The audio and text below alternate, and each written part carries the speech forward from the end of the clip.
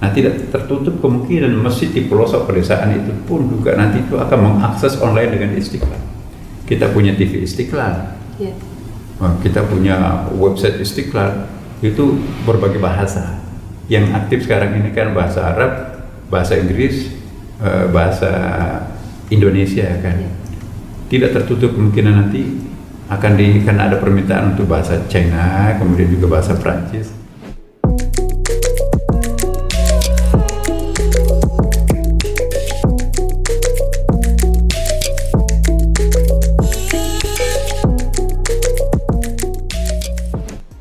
Balik lagi bersama saya Natalia Lawrence di podcast jpnn.com. Kulik terus, jangan kasih kendor. Dan viewers, seperti yang viewers lihat saat ini, saya tidak sedang berada di studio jpnn.com, melainkan di Kompleks Masjid Istiqlal Jakarta yang sedang direnovasi dan mengusung konsep The New Istiqlal. Dan untuk itu saat ini sudah hadir bersama saya Imam Besar Masjid Istiqlal, Profesor Dr. Kiai Haji Nasaruddin Umar. Assalamualaikum Prof, apa kabarnya? Oh iya, buka masker ya dulu. Waalaikumsalam warahmatullahi wabarakatuh. Sehat ya Prof ya? Alhamdulillah. Kita pokoknya syukuri apa yang ada. Ya. Dan Prof, saya langsung saja ingin menanyakan tentang konsep The New Istiqlal ini seperti apa sih Prof? Iya, begini. Istiqlal ini kan sudah cukup lama dan belum pernah tersentuh renovasi besar-besaran ya seperti ini. Sekaligus saya bersyukur, ya kita bersyukur semuanya, Presiden Jokowi ya punya keprihatinan untuk memberikan perhatian khusus kepada Istiqlal, karena Istiqlal ini kan belum pernah, banyak sekali yang kumuh ya mengenai pekarangannya, juga dalaman-dalamannya sudah ada yang harus direnovasi. Nah, awalnya juga sebetulnya gini ceritanya. Pak Jokowi datang, Pak, alhamdulillah Pak, kita bersyukur ya, Senayan sudah kinclong ya, direnovasi. Beliau juga, ya Pak, sekian lama Senayan juga kita belum pernah tersentuh renovasi besar-besaran, biasa aja hanya tambal sulam gitu kan. Nah sekarang kami betul-betul sudah sangat kinclong. Terus saya tanya, Pak, ini Istiqlal kapan Bapak? Oh iya ya, ini saya. Jadi kita ajaklah jalan-jalan sampai ke belakang. Bapak sendiri lihat, oh iya ya, itu Pak, ini yang ada jatuh keramiknya. Oh iya, saya nggak tahu secepat itu Pak Jokowi mungkin belum sampai ke istana, dia telepon Menteri PUPR. Nah saya dapat telepon dari Pak Menteri PUPR, Pak Imam, saya mau menghadap. Sebelum Pak saya menghadap, saya rakyat Bapak Menteri, enggak, ada di Istiqlal Pak, ada Pak. Iya Pak, kami diperintah Presiden untuk merenovasi Istiqlal. Gak lama datang, lengkap dengan sekjen dan dirjennya. Proaktifnya Pak Menteri kita ini. Itu dalam waktu 1 hari atau berapa hari Prof sampai secepat itu? Secepat itulah pokoknya. Nah, apa-apa yang mau direnovasi, saya balik nanya Pak. Ya kita lihat dulu. Jadi berapa jam itu kami keliling ya Pak Menteri dengan bersama dirjennya. Dia tunjuk ini. Jadi saya ingat ada namanya Ibu Diana yang betul-betul aktif mencatat ini yang perlu direnovasi. Alhamdulillah Ibu Diana sekarang ini diangkat menjadi dirjen ya.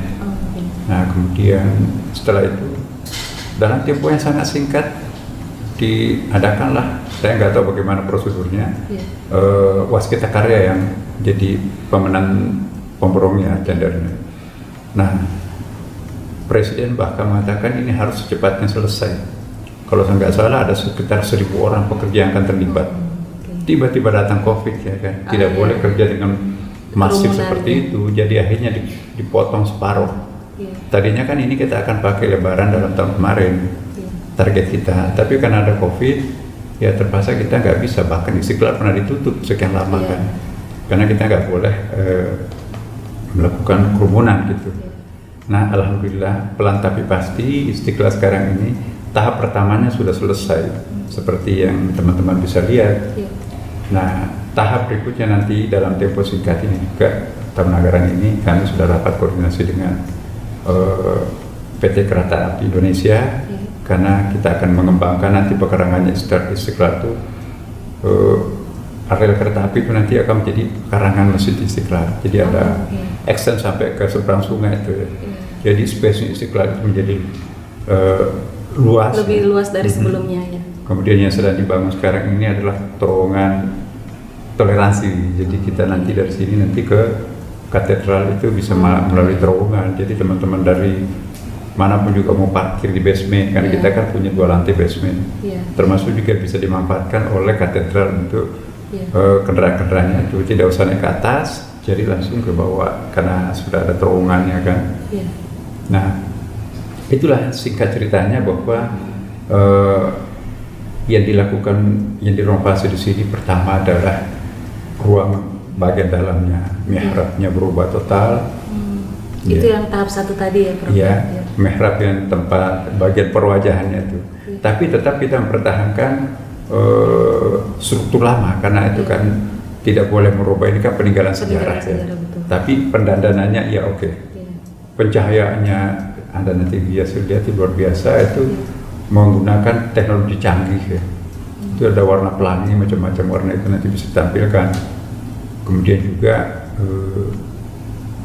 di bagian dalam itu karpetnya kita ganti total. Itu bahkan karpetnya pesan khusus dari Turki itu terbuat dari wool ya.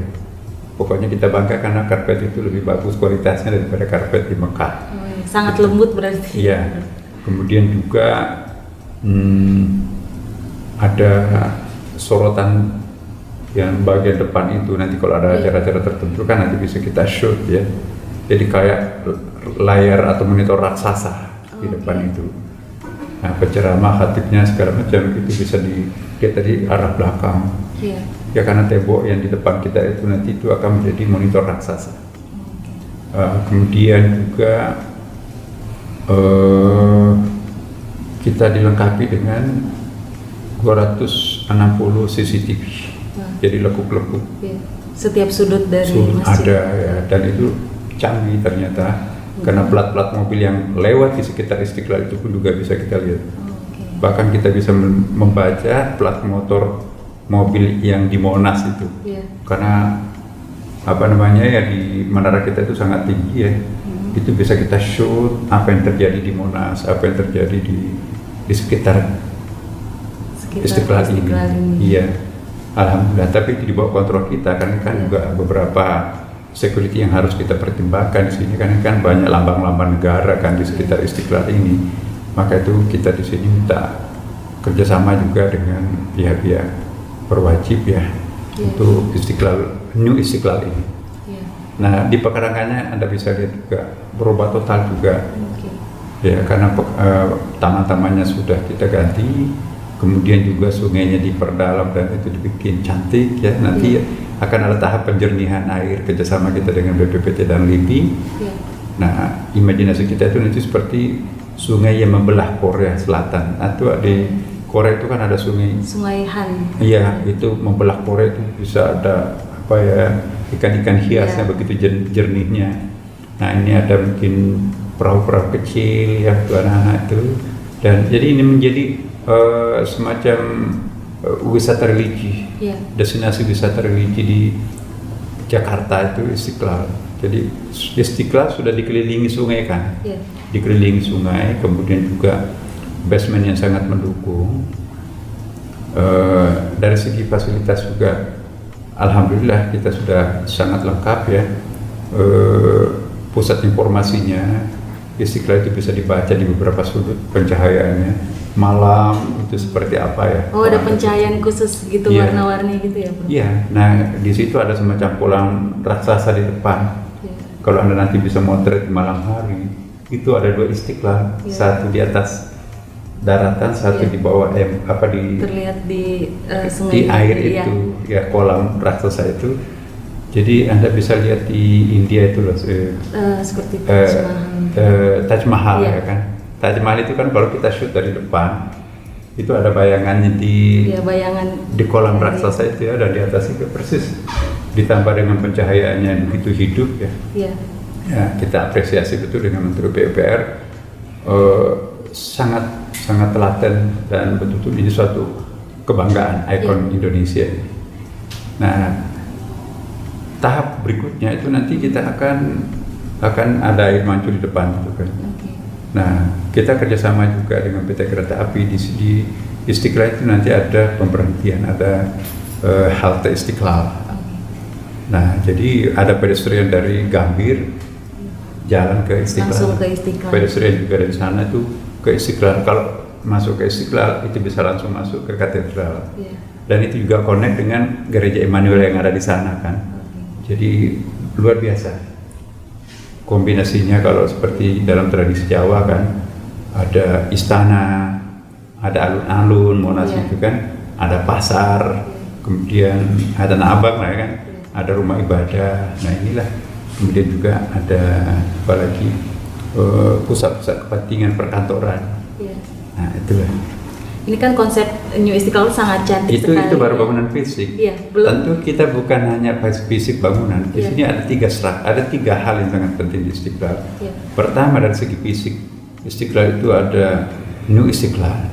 Yang kedua struktur kelembagaan Istiqlal. Istiqlal dulu kan dibawa Kementerian Agama. Iya. Sekarang ini langsung ke Pres. Oh. Jadi imam besarnya itu di-SK-kan oleh atau dikepreskan keputusan presiden, diangkat langsung oleh presiden dan merangkap sebagai ketua harian Badan Pelaksana Istiqlal. Nah itu dari strukturnya. Jadi Istiqlal dalam kepres itu bukan hanya sebagai pusat ibadah, Iya. mahdah, tapi juga menjadi pusat pemberdayaan umat dan warga masyarakat. Iya. Nah ini kami garis bawahi. Dan sekaligus inilah yang menjadi New Istiqlal dari segi program. Iya.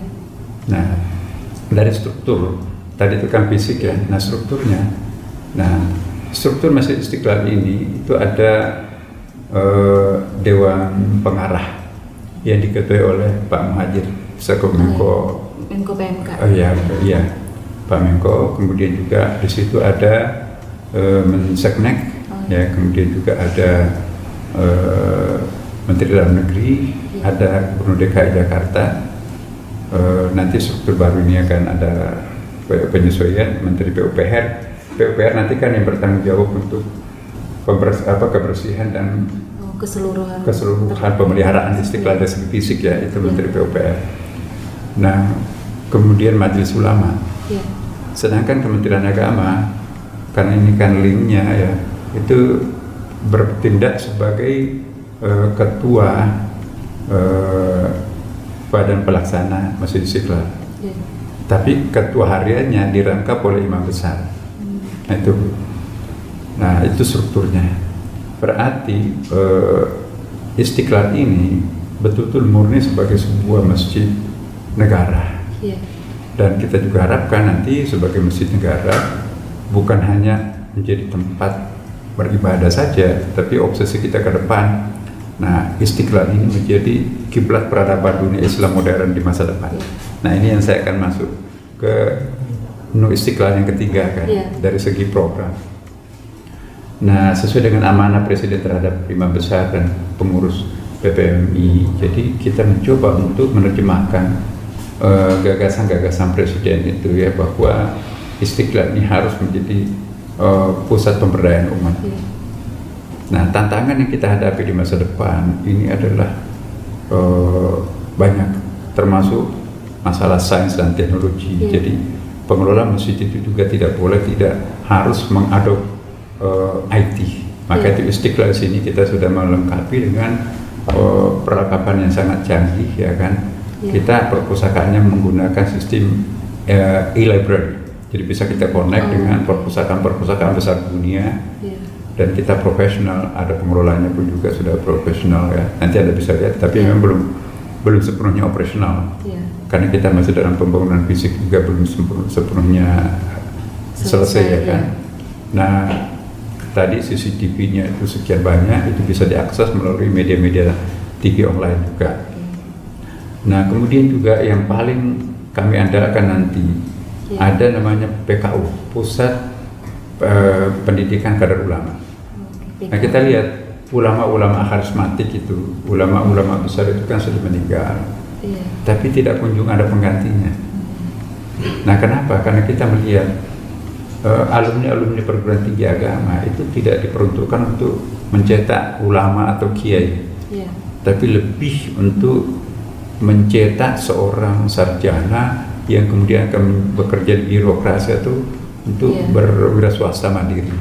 Tapi lembaga pendidikan khusus untuk mempromosikan sosok kiai yang profesional sekarang ini itu sangat kurang, karena pondok pesantren juga ini sudah terikat dengan sistem pendidikan nasional kita itu harus menggunakan kurikulum tertentu, ya kan. Nah, sehingga dengan demikian yang konsentrasi khusus untuk melahirkan kiai yang seperti karismatiknya kiai yang kita imajinasikan, kayak tokoh figur yang sangat diidolakan umat, punya pandangan yang komprehensif, punya pandangan yang moderat, punya pandangan yang kompatibel dengan perkembangan zaman, itu yang kita akan cetak di Masjid Istiqlal. Nah, kita sudah bentuk satu lembaga yang disebut dengan Majelis Muzakarah. Majelis Muzakarah ini suatu majelis yang kita berikan tanggung jawab untuk membaca perkembangan umat. Seluruh problem-problem keumatan dan kebangsaan diharapkan bisa diselesaikan oleh 19 tokoh paling terkemuka ulama kita di Indonesia ini, ya melalui kriteria tertentu akhirnya kita sepakati dipimpin oleh Pak Quraisy, ulama-ulama yang besar, kaliber internasional itu kita himpun di sini, ya termasuk juga perempuan, ulama perempuan. Jadi di sini kita akan membangun suatu masjid yang sensitif gender. Ini penting. Jadi masjid itu bukan masjidnya laki-laki, tapi masjid yang sensitif gender. Makanya itu Mbak nanti bisa melihat kalau di masjid lain itu laki-lakinya di depan, perempuannya di belakang. Kalau di sini semua laki perempuan punya hak untuk mengakses saf pertama. Laki-lakinya sebelah kanan, perempuannya sebelah kiri. Jadi sama-sama bisa mengakses saf paling depan. Kita lagi tidak menganut faham bahwa perempuannya di belakang, karena kasihan perempuan. Istiqlal ini kan 10 hektar. Nah kalau perempuannya taruh di belakang, dia nggak bisa melihat imam, ya kan. Dari jauh soalnya. Luasnya. Jadi Allah akan mencintai keadilan. Nah Allah juga mencintai egalitarian, ya. Jadi Allah tidak membedakan laki-laki dan perempuan. Maka itu kita pun juga masjid sensitif gender. Tempat wudhunya laki-laki dan perempuan itu nggak ada pembedaan sama sekali. Bahkan kita melihat ada sedikit privasinya perempuan. Di masjid-masjid yang lain kan kasihan perempuannya sedikit, kemudian juga di belakang, terpojok. Ini enggak. Laki perempuan kita bikin rancangan sedemikian rupa supaya ada kesetaraan gender di masjid. Ya. Demikian pula kepengurusannya, unit-unit yang ada di sini kami juga sangat pekah ini. Ya. Mungkin karena disertasi saya tentang perspektif gender dalam Al-Quran, ya. Jadi saya harus mengimplementasikan di dalam Masjid Istiqlal ini. Anda bisa lihat nanti bagaimana masjid ini punya sensitivitas gender. Kemarin kita rapat dengan Menag Perempuan, sangat mendukung gagasan itu. Nah, khusus untuk pendidikan kader ulama, yang kita akan kader ini bukan hanya ulama laki-laki. Nah, di sini juga Istiqlal punya suatu lembaga baru juga namanya asosiasi.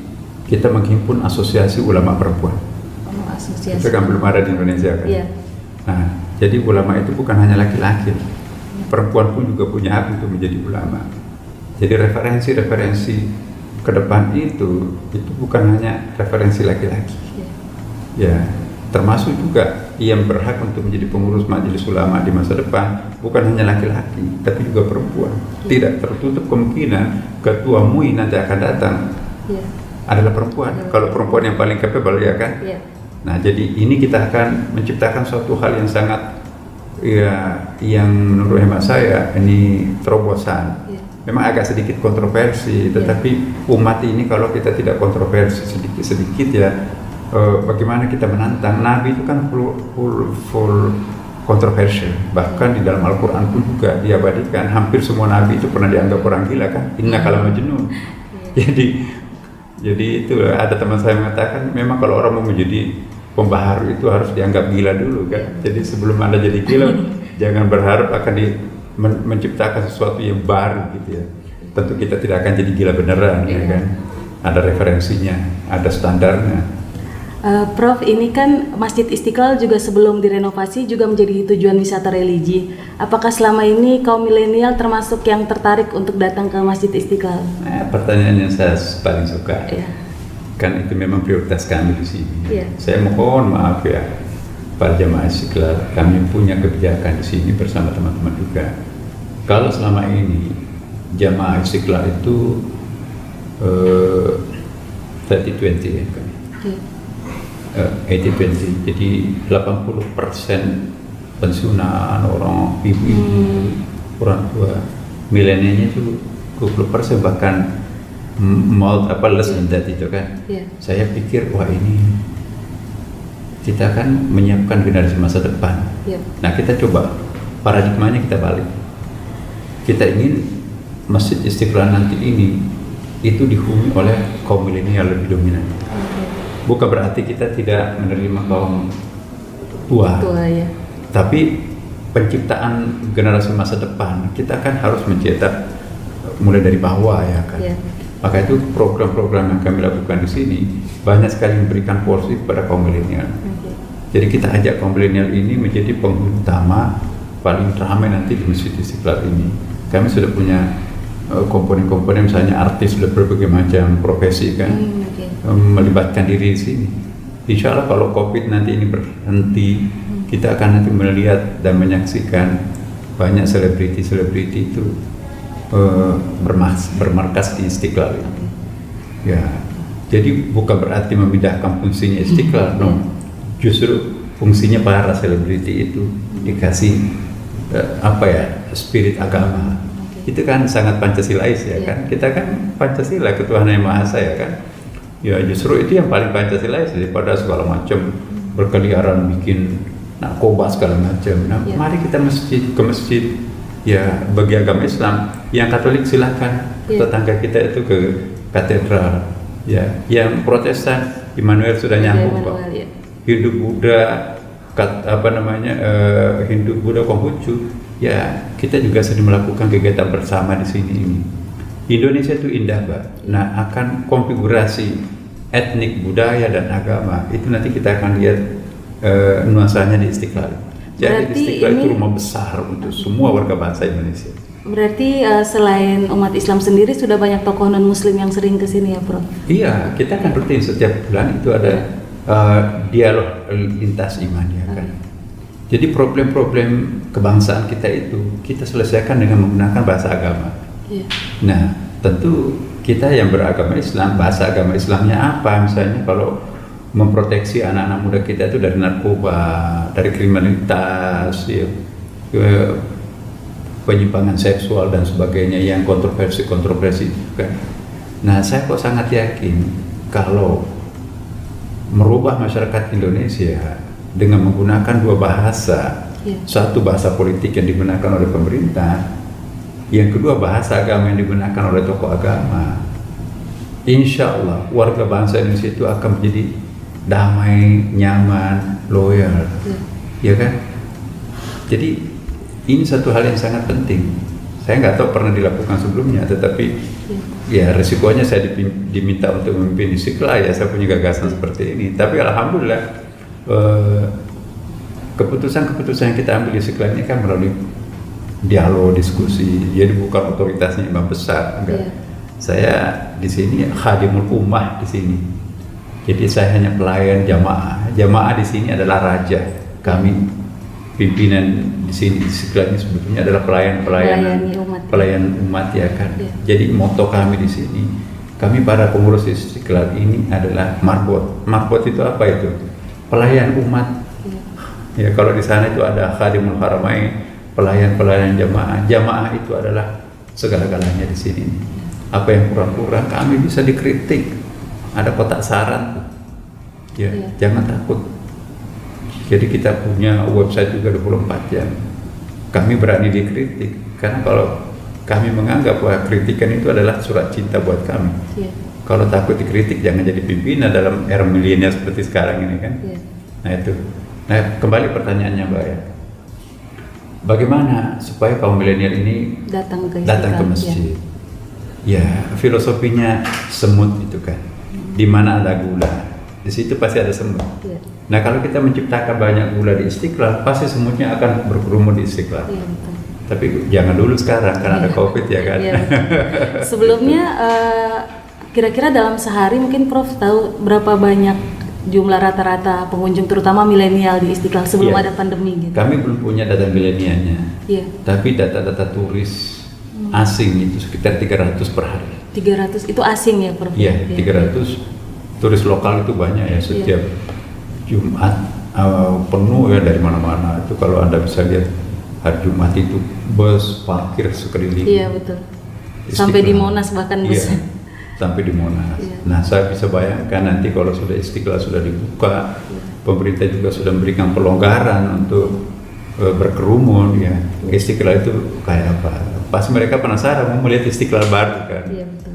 Ya, sekarang aja sudah seringkali ada yang walaupun belum dibuka secara resmi, tapi di peperangan-peperangannya itu kan bagus sekali. Iya. Ada ikon-ikon yang sangat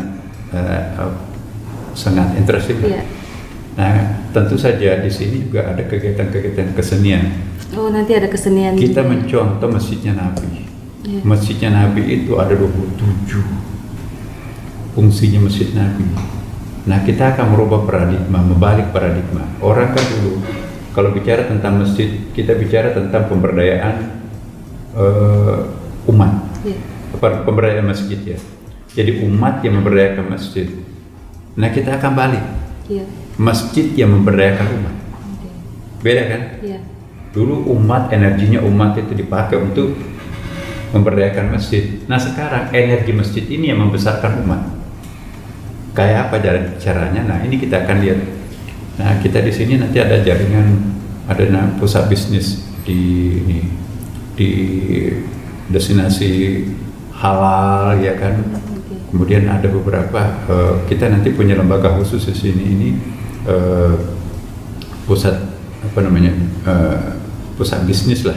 Iya. Tetapi bisnisnya bukan jualan kayak Seperti dulu kan ada yang kadang dulu jual-jualan enggak. ya. Ini kita ada pelatihan ya lebih kepada pemberdayaan masyarakat ya. UMKM Pelatihan kaki gitu lima, atau UMKM ya kan. Nah, kemudian juga ada pendidikan keterampilan, kerajinan ya. Sistemnya TOT karena kita nanti kan ini akan mewadahi juga semua masjid. Bayangkan 800.000 masjid di Indonesia. Iya. Tidak termasuk musola, langgar, surau ya. Nah, kata Presiden, kalau bisa Masjid Istiqlal itu menjadi umbrella-nya seluruh masjid Indonesia, maka itu pun juga akan terbuka. Ya. Kami siap untuk mengantisipasi apa yang disampaikan Presiden kepada kita ya, bahwa 800.000 masjid di seluruh Indonesia sampai ke pelosok pedesaan. Saya kok bisa membayangkan, kan sekarang masa depan datang lebih awal ya kan. Iya. Masa depan datang lebih awal melampaui perkiraan kita kan. Iya. Nah, seperti kita lihat sekarang ini kan, dalam zaman COVID seperti sekarang ini kan, bukan main booming apa yang namanya zooming ya kan. Iya. Nah, tidak tertutup kemungkinan masjid di pelosok pedesaan itu pun juga nanti itu akan mengakses online dengan Istiqlal. Kita punya TV Istiqlal, Iya. kita punya website Istiqlal, itu berbagai bahasa. Yang aktif sekarang ini kan bahasa Arab, bahasa Inggris, bahasa Indonesia ya kan. Iya. Tidak tertutup kemungkinan nanti karena ada permintaan untuk bahasa China, kemudian juga bahasa Prancis. Nah, kita sudah siapkan di sini ini. Kami meng-hire orang-orang, teman-teman dari luar negeri yang dari Prancis dan itu menguasai bahasa Prancis ya. Orang-orang yang lama di Timur Tengah, kemudian juga teman-teman dari Amerika. Ya, mereka yang muda-muda, segar-segar dari luar negeri itu kita himpun di Istiqlal ini. Jadi kita berikan PR. Kalau memang Anda seorang warga negara yang baik, mencintai negaranya, bangsanya, dan agamanya, mari kami siapkan fasilitas di sini untuk berkreasi. Oke. Ya, tirulah sifat Tuhan yang maha kreatif, Al-Khaliq, ya kan? Kan ada hadisnya kan, takhallaqu bi akhlaqillah, contohilah akhlaknya Allah. Salah satu sifatnya Allah itu maha kreatif. Jadi kalau ingin mencontoh sifat Tuhan, jadilah seorang yang kreatif. Semakin kreatif seseorang itu, maka semakin mencontoh Tuhan. Jadi jangan malas gitu kan. Nah ini kan Prof banyak sekali program kreatif dan juga program-program yang modern di Masjid Istiqlal. Itu berarti Prof mendorong Islam yang moderat atau biasa dikenal dengan wasatiyah ya Prof? I don't know, tapi saya termasuk orang yang tidak terlalu memposisi dengan atribut-atribut. Apakah itu liberal, apakah itu radikal, apakah itu moderat. Bagi saya Islam is Islam. Nah, what is the meaning of Islam? Islam is an Islam and the Islam. Kan ada the Islam and ada an Islam. Itu kalau Profesor Said Hussein Nasr menjelaskan begitu ya. Semua nabi-nabi mulai dari Nabi Adam sampai sekarang itu membawa agama Islam, tapi dalam kurung the Islam, ya the Islam. Tapi khusus Islam yang dibawa Nabi Muhammad SAW itu adalah an-Islam di samping the Islam. Nah, jadi semua nabi adalah Muslim. Semua pengikut setianya para nabi itu termasuk pengikut setianya Nabi Musa dan Nabi Isa alaihissalam itu adalah juga Muslim. Mereka juga berhak masuk surga. Jadi surga bukan monopoli umatnya Nabi Muhammad only kan, tapi semua pengikut setia Nabi itu adalah berhak untuk masuk surga. Jadi kita tidak boleh mentang-mentang umatnya Nabi Muhammad SAW hanya kita yang memonopoli surga, umat lain enggak. Itu melanggar Quran. Quran mengatakan bahwa semua Nabi itu adalah Muslim, ya kan? Bahkan dikatakan dalam surah Al-Baqarah bagian terakhir, la nufarriqu baina ahadin min rusul. Kami tidak membeda-bedakan para rasul. Rukun iman kita kan amantu billahi wa malaikatihi wa kutubihi. Kutub itu kan jamak, bukan wa kitabihi. Berarti kalau hanya percaya Quran, tidak percaya terhadap Taurat, Injil, itu rusak akidahnya. Kan itu kan kitab sucinya Tuhan juga kan. Nah, wa rasulihi harus percaya kepada rasul-rasulnya. Itu jamak, bukan wa rasulihi. Kalau rasulihi hanya Muhammad only kan.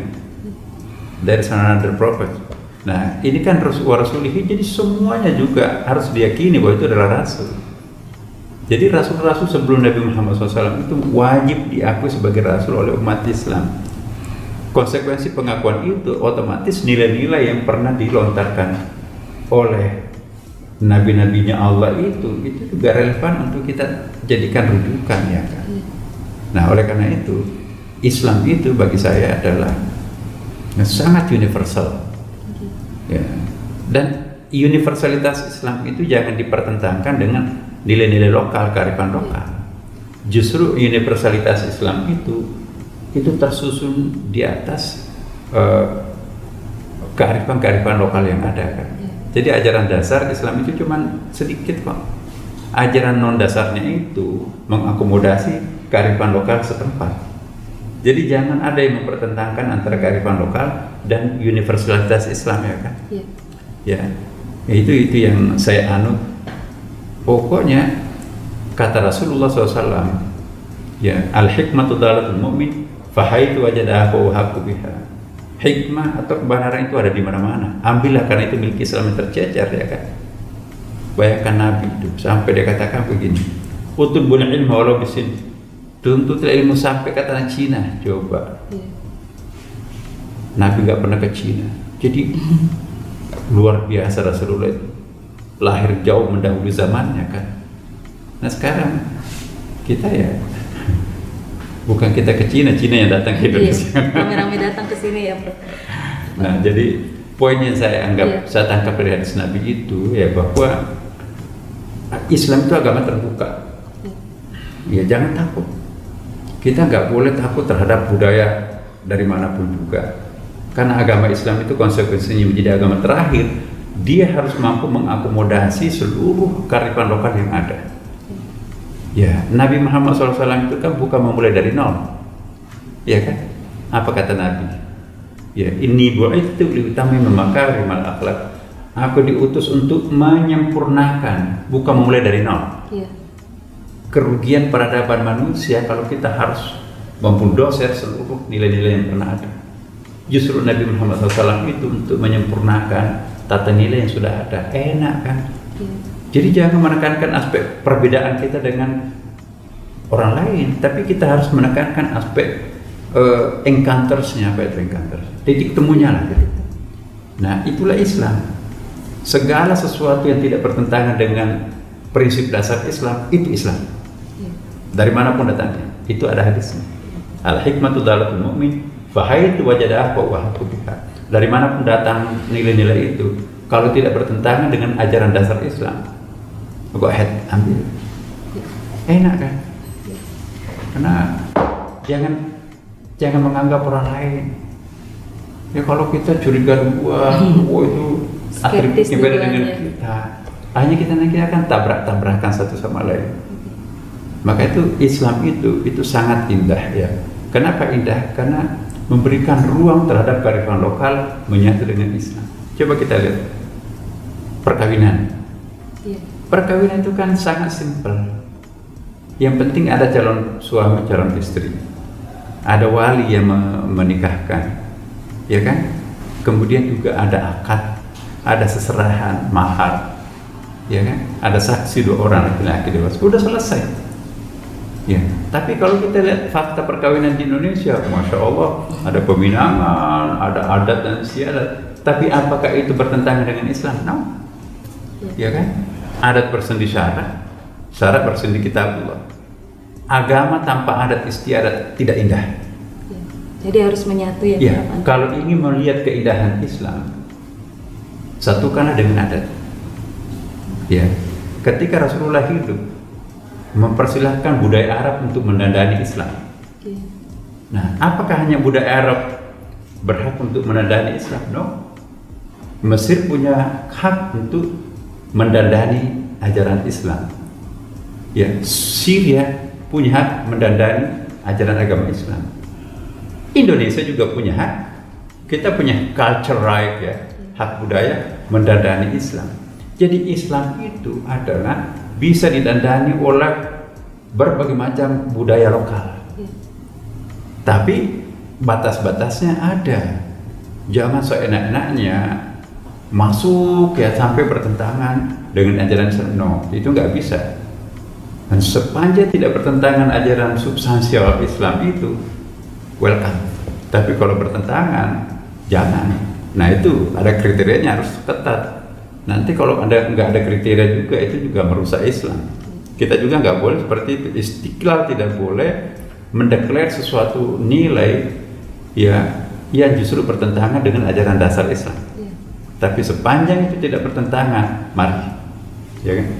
Nah, Prof, ini sudah berapa lama Prof menjadi imam besar di Masjid Istiqlal? Ya, mulai tahun kemarin di SK Presiden ya. Tapi sebelumnya itu imam besar juga, tetapi berada di bawah kewenangan ada namanya BPPMI, Badan Pengelola Badan Pengelola Penyelenggara Masjid Istiqlal. Jadi imam besar di bawah subordinasi lembaga itu. Nah sekarang ini imam besarnya langsung di SK Presiden. Jadi sama dengan menteri lah gitu ya. Karena sama-sama kepresnya, bahkan ada perpresnya juga gitu ya. Dengan demikian presiden punya kewenangan langsung, dan kita terjemahkan maunya presiden seperti ini. Saya juga senang dengan ya sebagai presiden sekarang ini ya. Tentu Pak Jokowi juga punya kelemahan sebagai manusia biasa. Tapi satu poin yang saya garis bawahi di sini bahwa Pak Jokowi memberikan kemerdekaan kepada kita untuk berkreasi. Silakan Pak Nasar, Anda kan lebih tahu kira-kira apa yang lebih relevan untuk umat, dan Anda juga paham bagaimana konsep kenegaraan kita seperti apa. Itu kan justru enak ya, ada kemerdekaan yang kita bikin, bukan semuanya harus dari atas gitu, mematikan kreativitas bawah. Nah, saya kira ini satu konsep yang sangat bagus yang untuk kita kembangkan, jangan hanya di Istiqlal, tapi di masjid-masjid lain pun juga beri kemerdekaan kepada anak-anak muda itu untuk berkreasi di masjidnya. Nah, kami di sini nanti Anda bisa lihat, Mas. Kita berikan space anak-anak muda untuk berkreasi, penampilan seni, olahraga, mungkin juga ada gagasan-gagasan diskusi dialog itu cerdas-cerdas anak kita kok. Banyak di luar dugaan kita di sini. Jadi anak kita itu saya sangat optimis ya, punya kreasi-kreasi yang sangat profesional. melewati umurnya masih milenial, tapi kematangan berpikirnya itu luar biasa. Mungkin karena kita berikan apresiasi, ya kan. Kalau terkait tentang kebebasan ini, itu berarti Prof juga menepis tanggapan sejumlah kalangan yang selama ini menyematkan bahwa pemerintahan Presiden Jokowi itu anti-Islam gitu. Beberapa waktu belakangan kan sering ada tudingan itu terhadap pemerintahan Presiden Jokowi. Saya kira tergantung dari sudut mana kita melihat ya. Sudut pandang mana kita melihat. Nah, saya sih mengingatkan kepada kita semua sebagai warga bangsa Indonesia, jangan membiasakan hanya menggunakan satu sudut pandang. Gunakan sudut pandang mata angin itu kan ada utara, ada selatan, ya kan? Ada barat, ada timur. Ya, kalau kita hanya baru melihat satu sudut pandang, bisa kita contohnya Istiqlal ini. Anda masuk ke sebelah utara, waduh cantiknya Istiqlal ya. Sungainya sudah ditata. Tapi Anda masuk di sebelah sana yang belum direnovasi, aduh kumuh, jelek, banyak pedagang asongan tuh di sana tuh. Jadi tergantung Anda melihat dari sudut mana. Jadi kita tidak bisa memotret seseorang itu hanya dari sudut pandang. Tidak boleh mengatakan bahwa Pak Jokowi itu sempurna luar biasa seperti ini. Sebab semua orang itu kan punya 4 sisi kan. Sisi utara, barat, timur, selatan, ada juga atas bawah ya kan. Nah, saya sih melihat bahwa hak setiap orang itu untuk memberikan kritikan apapun. Tapi juga hak setiap orang itu untuk memberikan pengakuan, kekaguman terhadap orang yang sama. Satu orang itu enggak, satu hari kita tidak bisa habis menceritakan keburukannya. Tapi orang itu pun juga satu hari kita tidak bisa selesai membicarakan kebaikan. Itulah kekayaan manusia itu diberikan oleh Allah, mampu menceritakan orang yang sama keburukannya, tapi orang sama juga mampu membicarakan kebaikannya juga. Nah, kita juga seperti itu. Jadi saya ingin mengatakan di sini ya bahwa atribut-atribut yang dirasakan kepada presiden anti-Islam tergantung sudut mana kita melihat. Fakta yang kami lihat di Istiqlal, sekian banyak presiden sebelumnya Pak Jokowi lah yang memberikan renovasi yang sangat besar di Istiqlal. Dibanding pemerintahan yang sebelumnya, pemerintahan ini termasuk perhatiannya lebih besar ya? Fakta. Dari sudut ini, tentu juga orang mengatakan itu kan dari sudut pandangan fisik, tapi ini kan sejarah masih berjalan, ya kan? Boleh jadi apa yang ditanam oleh Pak Jokowi disemai oleh orang lain. Nah, seorang besar itu tidak menunggu apa hasil tanamannya, tapi yang penting kita menanam. Siapapun nanti akan memanen itu urusan lain. Nah, ini filosofi kenegaraan yang saya kira ini penting ya. Kita jangan mau menyaksikan sendiri hasil tanaman kita. Not necessary kan seperti itu kan. Boleh sebagian kita saksikan sekarang, alhamdulillah. Tapi untuk the next generation juga perlu panennya juga di sana kan. Justru kalau kita hanya berorientasi jangka pendek, harus kita saksikan sendiri, itu malah justru hemat saya terlalu sempit. Jadi kita harus punya program jangka pendek, menengah, dan jangka panjang, bahkan sangat panjang. Seperti Bung Karno ya. Coba Anda lihat masjid ini. Tidak ada kayu, sama sekali nggak ada kayu. Ini ornamen kayu baru kami yang tambah ini, jangan polos. Dan tidak ada besi biasa, semuanya stainless. Ditanya di wawancaranya itu, kenapa kok tidak ada boleh kayu ini? Kami ingin membangun masjid untuk 3 milenial, 3000 tahun, bukan 300 tahun. Nah, luar biasa pikirannya Bung Karno itu ya. Dia akan membangun Istiqlal yang bisa bertahan sampai 3000 tahun. Ya, kita membangun kloset di sini nggak bisa, Pak. Masya Allah, Pak Silaban itu membangun konstruksi ini nggak bisa ditanam. Bersih ini, besi bajanya. Jadi hebat. Betul-betul ini bisa sampai 3000 tahun loh masjid ini. Kalau nggak ada gempa luar biasa ya. Coba berapa kali gempa ini? Nggak ada bekasnya. Itu karena kuat.